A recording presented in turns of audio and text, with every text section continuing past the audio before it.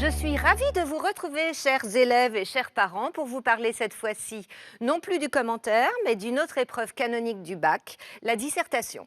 Alors la dissertation, elle dure elle aussi 4 heures. C'est un exercice très redouté du baccalauréat, puisqu'il est long, il paraît plus difficile, mais en réalité, il suffit de bien connaître l'œuvre, d'avoir la méthode, d'avoir acquis une culture littéraire que je n'en doute pas, vous avez eu l'occasion d'avoir en cours avec vos professeurs, et aussi d'avoir retenu quelques citations. Ce qui est à votre portée si vous êtes un bon élève et que régulièrement, vous avez travaillé sur vos œuvres. Vous en avez 4 dans l'année. Ce qu'il faut aussi, c'est bien comprendre les délimitations de cette épreuve. Faites attention. Il s'agit d'un sujet de dissertation qui est sur une œuvre et qui, donc, doit vous pousser à argumenter en utilisant essentiellement des exemples que vous avez pris dans cette œuvre. Nous allons parler aujourd'hui, pour nous entraîner, des essais de Montaigne. Donc, si vous avez une dissertation à faire sur les essais de Montaigne, ce que je vous souhaite, eh bien, vous choisirez vos exemples dans les 2 chapitres qui sont au programme, pas tous les essais de Montaigne. Vous n'avez que 2 chapitres. Vous avez des cannibales et des coches qui ont été publiés à 8 ans d'intervalle. Vous prenez vos exemples dans ces 2 œuvres. Éventuellement, pour appuyer vos exemples, vous pouvez éventuellement citer d'autres œuvres, mais toujours du XVIe et du XVIIIe siècle, puisque votre parcours associé, Notre monde vient d'en trouver un autre, délimite le champ de vos exemples dans ce cadre temporel. Je vais commencer par vous parler de Montaigne. Parce qu'avant de faire une dissertation, il faut connaître un petit peu le contexte et l'œuvre. Montaigne est un homme de la Renaissance. Vous le savez sans doute, c'est un noble bordelais qui a eu une carrière dans la magistrature, qui était très érudit. C'est un contemporain de Pic de la Mirandole. Vous en avez déjà entendu parler, peut-être, un des hommes les plus érudits de son temps. Il faut savoir que Montaigne, avant de parler français, parlait le latin couramment. Il le parlait, il l'écrivait, mais il le parlait aussi. Le XVIe siècle est une période assez animée, mouvementée, assez difficile, qui vient, vous le savez, après le Moyen-Âge. Lors du Moyen-Âge, la France était dévastée par les guerres de religion. Vous avez entendu parler de la guerre de Cent Ans, des croisades, des guerres incessantes avec l'Angleterre, mais aussi des guerres internes en France entre les catholiques et les protestants. À cette époque, parallèlement à cette agitation politique, si vous voulez, il faut constater que les hommes se déplacent partout et font des découvertes, de grandes découvertes dans tous les domaines. Alors, dans les domaines géographiques, j'y reviendrai, mais ils découvrent aussi une grande quantité de choses dans le domaine des sciences. C'est l'époque où on découvre la boussole. Ils font de grandes découvertes même dans le domaine de l'art. La Renaissance, vous avez déjà dû voir en visitant des châteaux que la Renaissance française est très inspirée de la Renaissance italienne. Dans la littérature, il y a des formes nouvelles qui apparaissent, comme le sonnet par exemple. Mais surtout, dans le domaine technique, j'y reviens, c'est l'imprimerie qui va être une découverte déterminante à cette époque. Pourquoi ? Parce que l'imprimerie va permettre de diffuser le savoir. Et le savoir, ce sont ce que tous les hommes qui ont débarqué sur ces nouvelles terres, qu'on appelle le Nouveau Monde, ont pu écrire pour transmettre leurs connaissances. Ils ont écrit donc, tous ces livrets, tous ces comptes rendus d'exploration qu'ils ont publiés, puisqu'il était possible de les imprimer.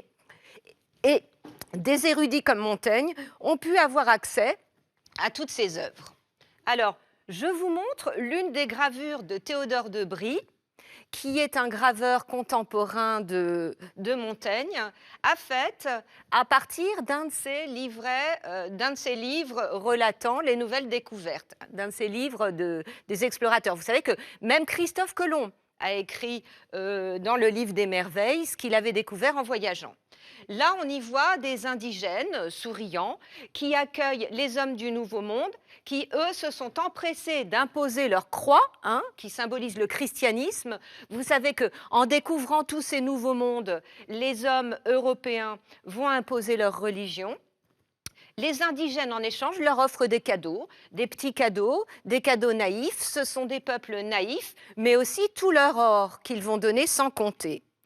Et vous allez voir sur la diapositive suivante que tout ne s'est pas si bien passé qu'on aurait pu le penser, ou du moins l'espérer, puisque très rapidement, et c'est ce que, encore une fois, Théodore de Bry montre dans cette gravure, enfin, pas dans cette gravure, je vais y revenir. Dans d'autres gravures, il va montrer que cette conquête s'est faite de manière très sanguinaire, mais il montre aussi, il dévoile quels sont les rites des cannibales, et en l'occurrence, un rite qui a beaucoup choqué les Européens, ce qui est normal, le rite du cannibalisme.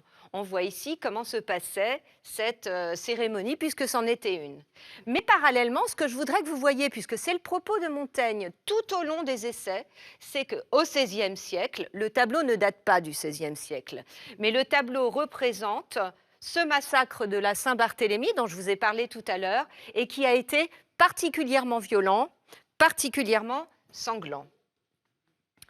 Je voudrais aussi que vous voyiez comment se présentent les essais de Montaigne. Vous avez ici une page d'un manuscrit d'une des premières éditions dans lesquelles vous voyez ce qu'on appelle des repentirs, des passages que Montaigne a annotés, a rectifiés pour les rééditions. Et vous y voyez que cette œuvre est une œuvre qui n'est pas facile d'accès. Hein.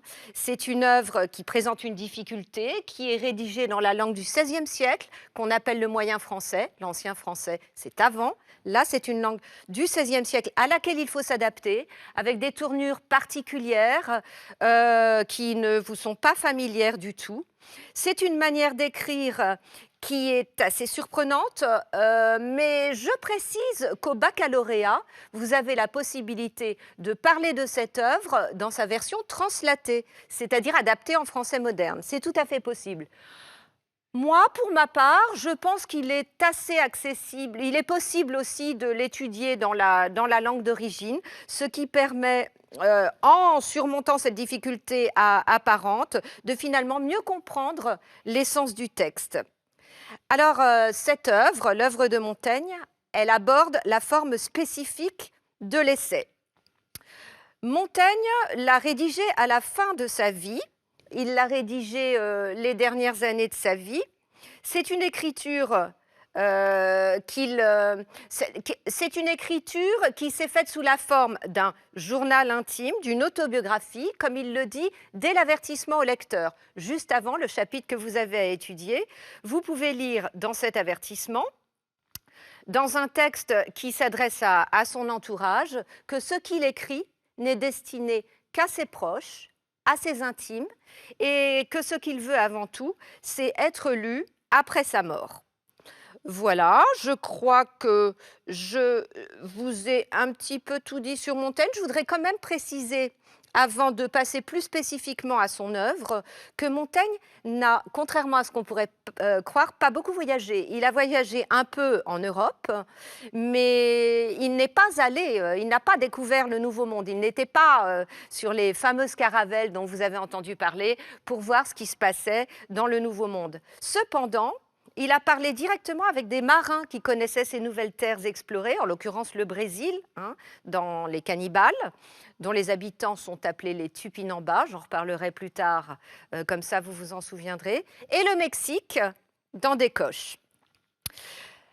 Dans les essais de Montaigne, j'ai dit qu'il y avait la difficulté, vous serez confronté dans ces essais à la difficulté de la langue, mais vous serez surpris aussi par les titres des essais de Montaigne. Ces titres sont métaphoriques. Ils ne correspondent pas à ce qu'ils annoncent. Des cannibales, par exemple, commencent à évoquer les habitudes des Grecs anciens. C'est assez surprenant. Ils parlent des cannibales, mais la façon de parler des cannibales, le fait de parler des cannibales n'est qu'un prétexte pour élargir le propos à des pensées plus, on le verra plus tard, un peu plus philosophiques.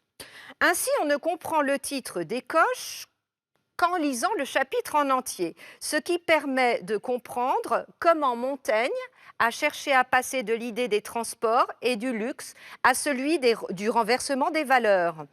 Du renversement des valeurs et plus largement, ce qu'il faut bien comprendre dans les essais, c'est un thème essentiel de l'instabilité du monde. Alors, pour retenir l'œuvre, je vous ai dit beaucoup de choses, il va falloir que vous essayiez de retenir l'œuvre.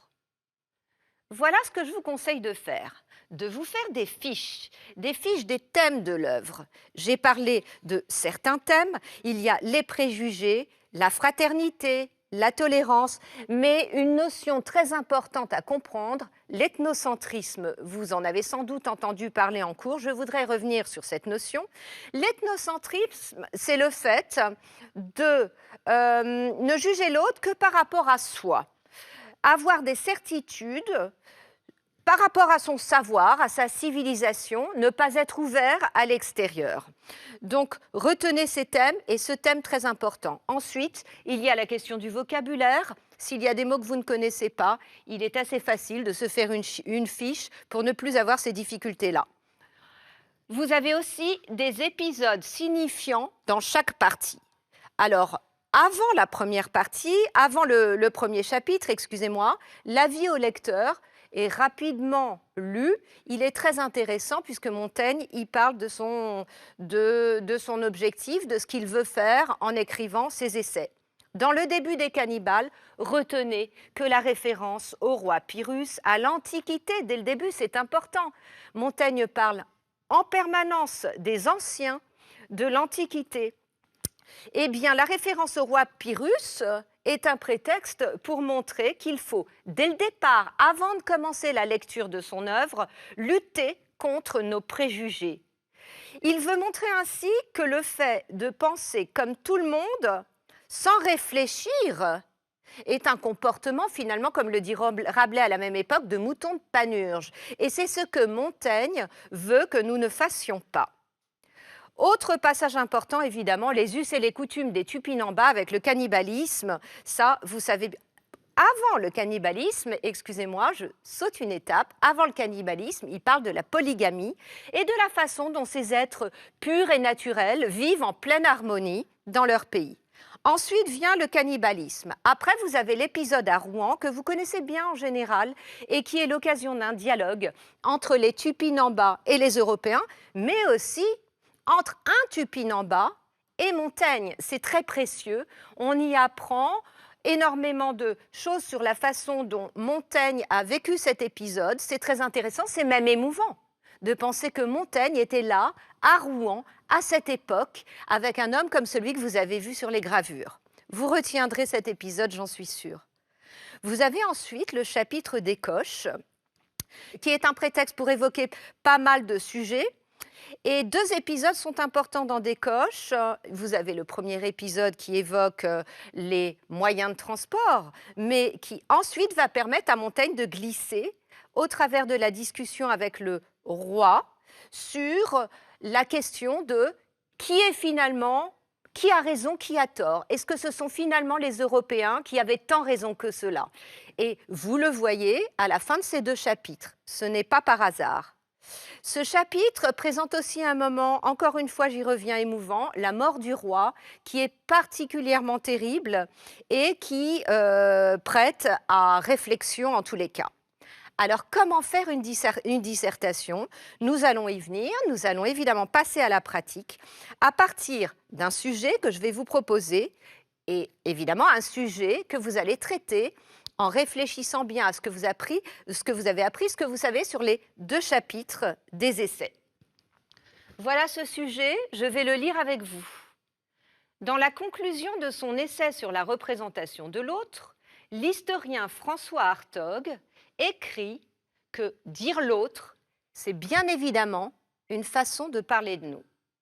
Que pensez-vous de cette affirmation au regard de votre lecture des Cannibales et des Coches de Montaigne et des textes étudiés dans le cadre du parcours « Notre monde vient d'en découvrir un autre ». Vous voyez que ce sujet est divisé en deux temps. Le premier constitue une citation à commenter. La deuxième étape est une question À partir de la citation, vous trouverez presque toujours dans vos sujets de dissertation cette question qui vient compléter la citation pour vous éclairer. Il est utile de s'en servir. Que pensez-vous de cette affirmation? Là, je vais souligner des mots importants. Donc, on vous demande ce que vous pensez. Ce qui veut dire qu'il ne s'agit pas de réciter une leçon. Il s'agit de donner votre opinion. Que pensez-vous de cette affirmation? C'est quelque chose donc qui est présenté comme une certitude.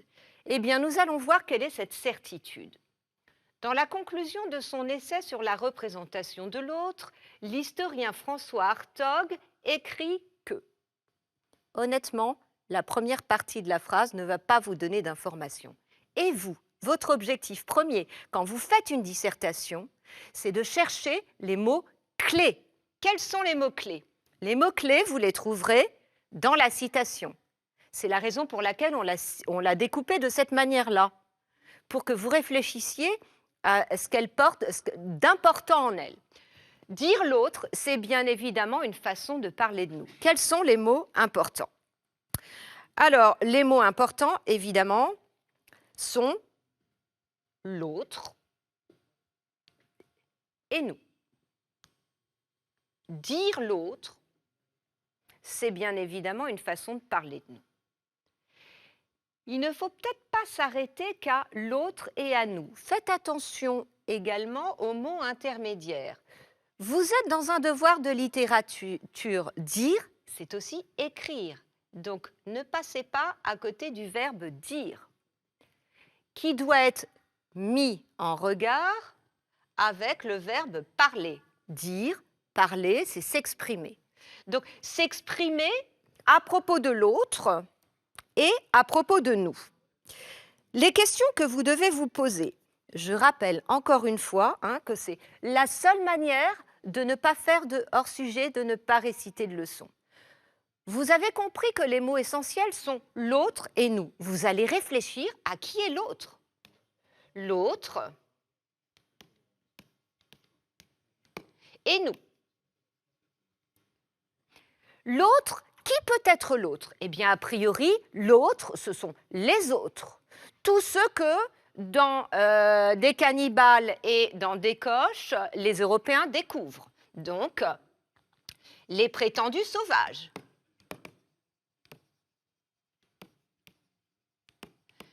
Pour l'instant, je n'ai pas d'autre idée. Je ne pense qu'à eux. Si je ne pense qu'à eux, je ne pense qu'à eux. Je ne vais pas inventer n'importe quoi. En revanche, nous pose plus de problèmes. Qui peut être nous? Vous gardez la première idée que vous avez. La première idée que vous allez avoir, c'est que nous égale les Européens, a priori. Nous, ce sont les Européens. Qui sont les Européens? Montaigne plus les Européens. Ceux qui lui ressemblent, les Français, mais aussi sont les Espagnols, ce sont les Portugais qui sont arrivés sur ces territoires. Donc, les Européens, mais en réfléchissant, je trouve d'autres idées. J'ai écrit Montaigne et les Européens, mais nous, finalement, peut-être Montaigne tout seul. Parler de nous, c'est parler de soi. Et j'ai des idées comme ça qui me viennent et que je mets au brouillon autour de ma feuille. La feuille, en général, est assez grande parce qu'un sujet de dissertation n'est pas souvent très long. Ça, c'est la bonne nouvelle. Mais en y réfléchissant, est-ce que ce nous ne va représenter que le jeu? Il faut aller jusqu'au bout, vous voyez, de votre réflexion. Ce ne serait pas beaucoup faire une dissertation seulement sur ça.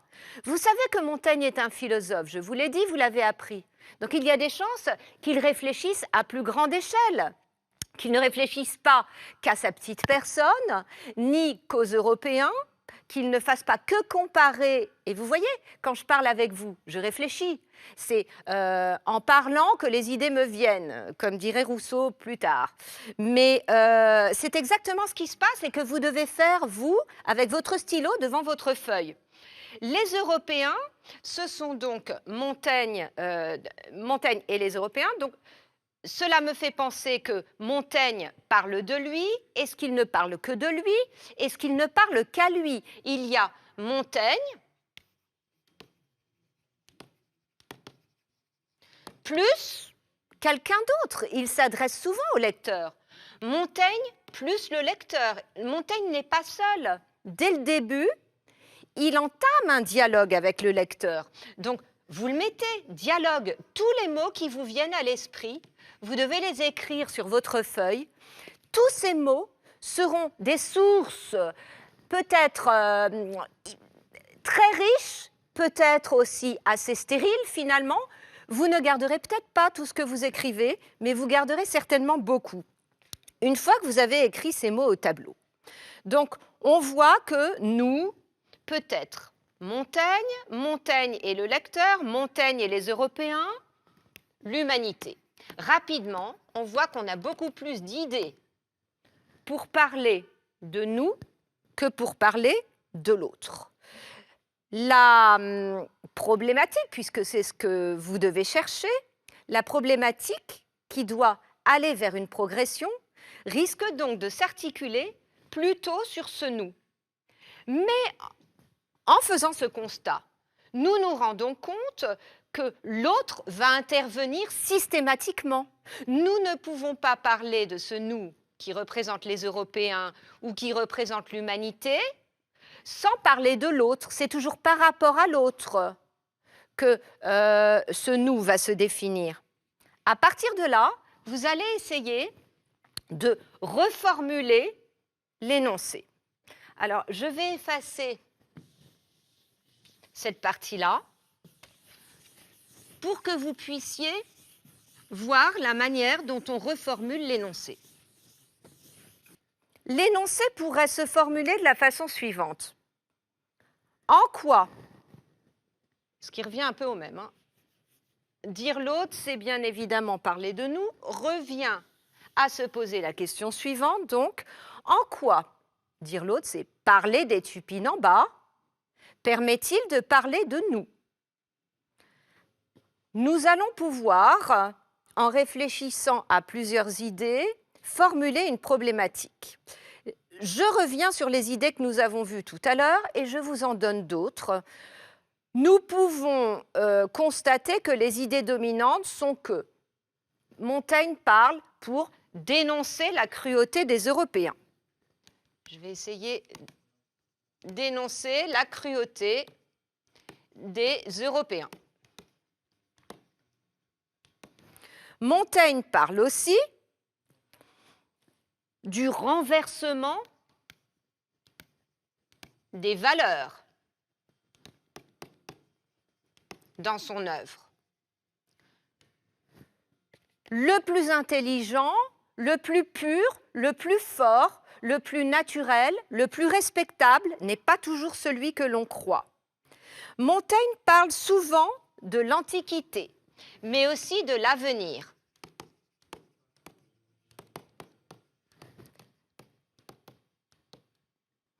Vous avez des idées, là, qui vont vous permettre, j'en ai mis seulement 3, vous en auriez beaucoup plus, qui vont vous permettre de réfléchir en mettant des flèches à ce que vous mettriez plutôt dans un grand 1, dans un grand 2, dans un grand 3. Je devrais le faire, je n'ai pas réécrit le caractère autobiographique des essais que nous avions vu sur la page précédente, enfin que j'ai effacé. Les essais sont autobiographiques. Vous avez l'idée de dénoncer la cruauté des Européens. Vous avez l'idée des valeurs universelles. Je peux le rajouter ici, puisque ça, comme ça, je vous montre que, vous voyez, un même mot peut apparaître à plusieurs endroits et formulé d'une autre façon. Donc, les valeurs universelles. Et là, vous allez déplacer vos idées pour voir ce qui pourrait constituer une base de réflexion, ce que j'appellerais un grand 1, pour aller vers un grand 2 qui progresse. On va toujours d'une idée assez précise pour aller vers le plus large, encore plus large et plus universel. Et voilà ce que je propose. je me rendrai compte en réfléchissant et avec toutes les autres idées que nous avions notées tout à l'heure qu'il vaudrait mieux commencer par parler de soi. Donc, ce nous que nous avons vu ici peut être un je, pour ensuite voir que ce nous, ce sont aussi les Européens. Donc, je plus tu, on dirait une chanson. Les Européens dont Montaigne fait partie, et plus largement vers nous tous. Nous, le nous serait l'humanité. Donc, beaucoup plus global. Vous allez vous rendre compte, et c'est tout à fait normal, que vous ferez des répétitions. Je n'ai pas assez de place pour mettre des flèches partout. Vous devriez avoir des places pour le faire. Et à partir de là, donc une fois que vous aurez organisé vos idées, vous en aurez d'autres qui constitueront des grands axes, des plus petits. Vous chercherez des exemples, vous analysez vos exemples, vos citations, hein, à chaque fois, n'oubliez pas, pour arriver à ceci, éventuellement, ces axes de réflexion. Alors, vous le voyez exprimé de manière plus claire à partir de la problématique suivante. Nous pouvons dire que quand Montaigne parle de lui, quand Montaigne parle des autres, il nous parle de nous parce qu'il nous parle au départ de lui. Nous allons voir qu'il s'exprime de manière très personnelle. C'est un essai, il écrit à la première personne. Il s'adresse au lecteur avant même le premier chapitre. Nous verrons ensuite qu'il s'appuie sur des anecdotes vécues, j'en ai parlé un peu. Un dialogue s'instaure, un dialogue intéressant, un dialogue attachant qui traverse les siècles entre Montaigne et le lecteur, ce qui nous permet de passer à un peu plus de monde, au-delà de Montaigne tout seul et sa famille. Au-delà de Montaigne et le lecteur, il y a Montaigne et les Européens. Et nous allons voir qu'il veut donner une leçon. Une leçon discrètement. Montaigne est un humaniste. Montaigne n'est pas sentencieux. Mais Montaigne a une idée à faire passer. Nous pouvons le voir dans cette première sous-partie. Nous verrons aussi qu'étonnamment, si Montaigne parle, les Indiens parlent. Je suis arrivée à cette idée en cherchant, en réfléchissant, en m'intéressant au verbe dire ou parler.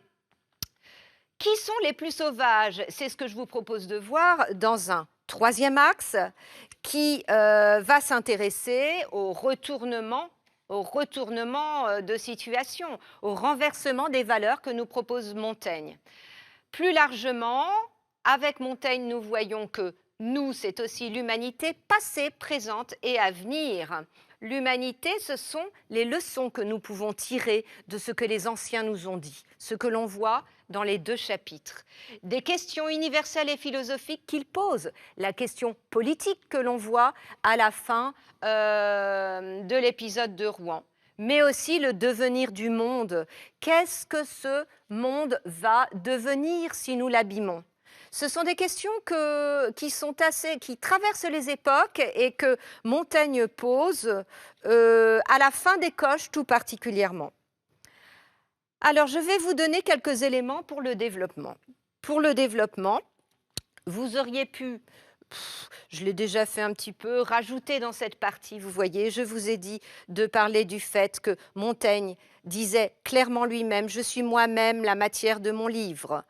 L'humour est présent, l'humour à travers l'ironie. Vous le savez, dans ce fameux épisode à la fin des Cannibales, où on lit « Mais quoi, il ne porte point de haute chose ». C'est le sourire qu'on entend de Montaigne. Son ton est très naturel. Montaigne le dit, il s'exprime avec une soldatesque sincérité.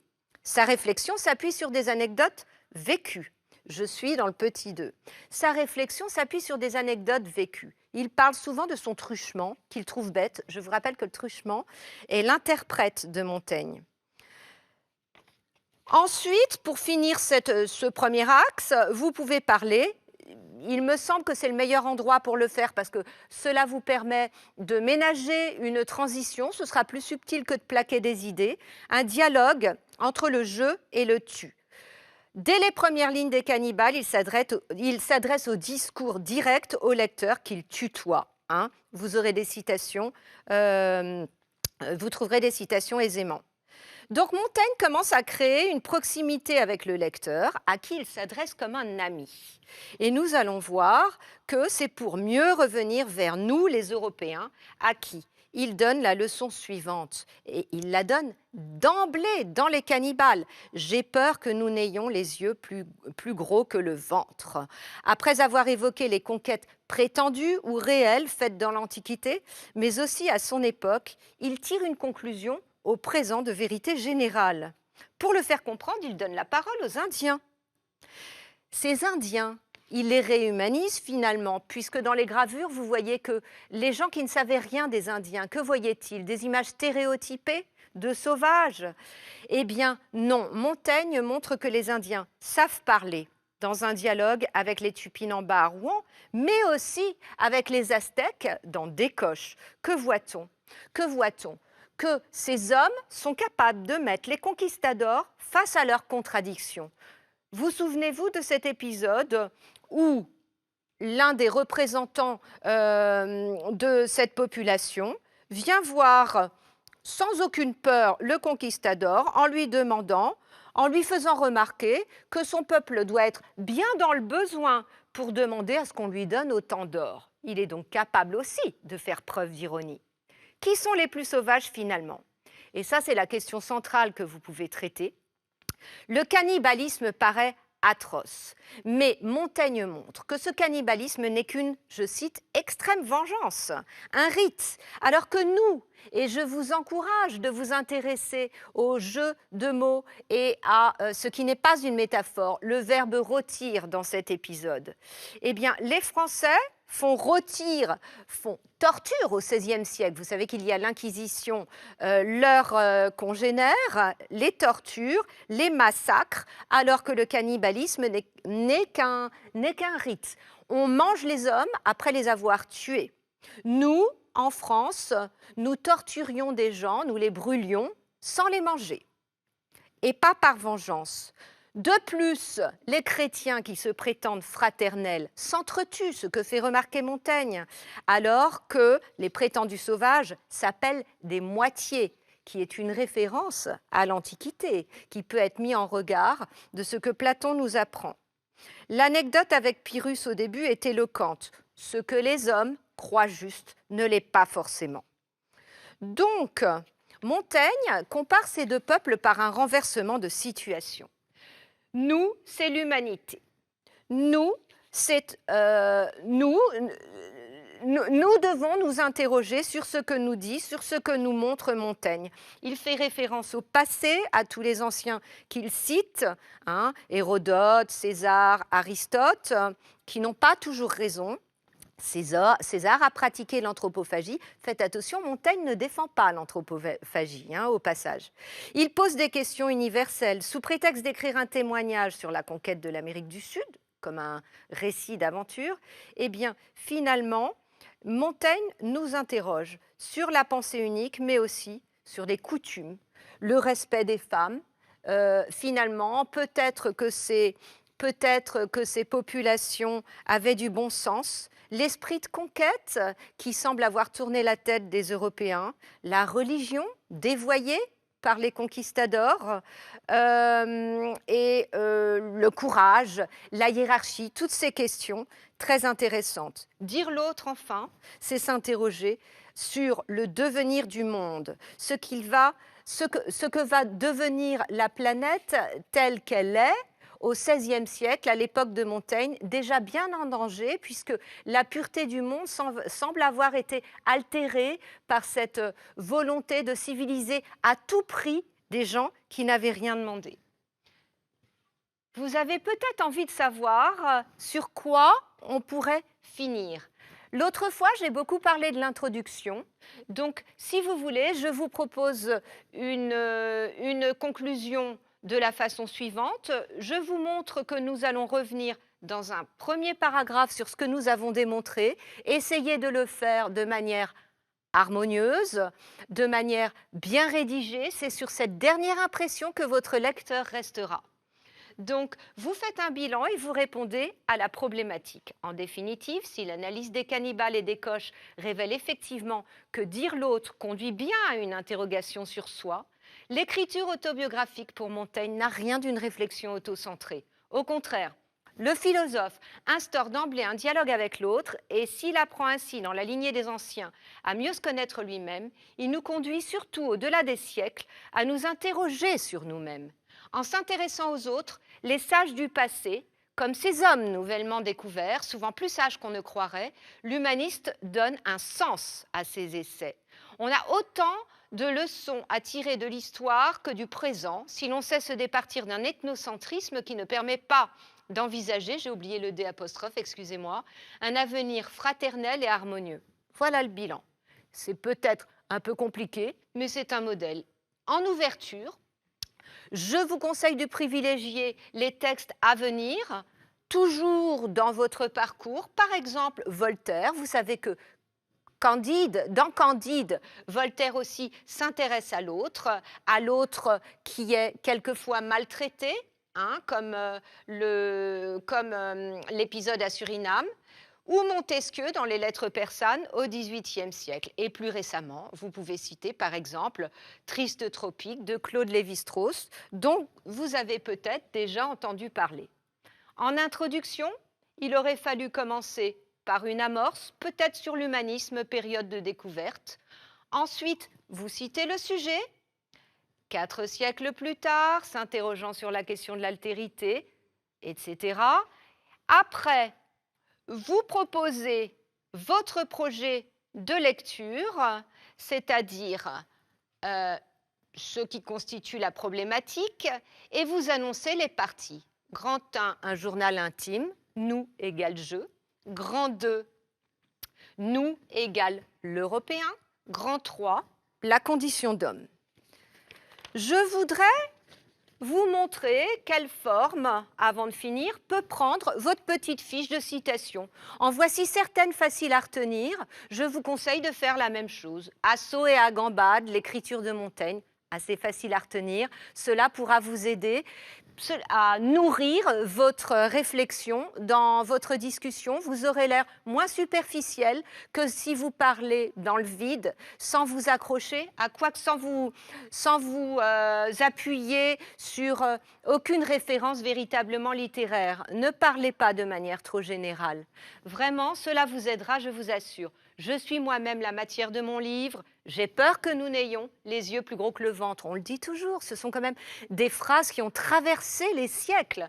Vous la retiendrez. Chacun appelle barbarie ce qui n'est pas de son usage. Vous pouvez l'utiliser tous les jours, cette phrase. Notre grande et puissante mère nature. Vous pouvez l'utiliser aussi. Vous voyez que rien ne s'est démodé avec Montaigne. J'aimerais pour finir vous donner quelques conseils. Pour bien connaître l'œuvre, je vous conseille à vous entraîner à faire des plans de sujets. Ne les rédigez pas entièrement, cela vous démoralisera alors que, efficacement, faire des plans de sujets va vous rassurer au moment où vous pourrez le faire. Sinon, vous pouvez faire aussi des fiches résumées, des grands épisodes associés à des citations. Pour bien analyser le sujet, faites attention. Vous allez analyser les mots-clés, c'est le plus important. Pour construire un plan qui progresse, rédigez les titres des grands axes en vérifiant qu'ils répondent à la question posée par le sujet. Reliez ensuite chaque argument logiquement et associez-le à un exemple précis. Soyez bien précis. Pour bien rédiger, évitez les répétitions, variez la structure des phrases, surtout, relisez-vous, ne faites pas de fautes d'orthographe, c'est très important, il y en a, cela vous pénalise parfois. Je voudrais vous suggérer, pour finir, quelques petits prolongements, des conseils de lecture. Alors, à ceux qui sont séduits par la pensée de Montaigne, il y en a. Montaigne est séduisant puisque Montaigne nous parle, il s'adresse à nous, nous le comprenons. C'est en nous attardant sur ce qu'il écrit, en réfléchissant à ce qu'il écrit. Je vous ai dit qu'il avait fini sa vie dans ce qu'il appelait sa librairie, c'est-à-dire sa bibliothèque aujourd'hui. Montaigne avait même, sur les poutres de cette librairie, écrit des citations. Il était seul, nous sommes confinés en ce moment, vous pouvez faire la même chose, seul avec sa réflexion, avec ses livres, à s'instruire. Mais être seul ne veut pas dire s'abstenir de communiquer, ce que nous sommes en train de faire en ce moment.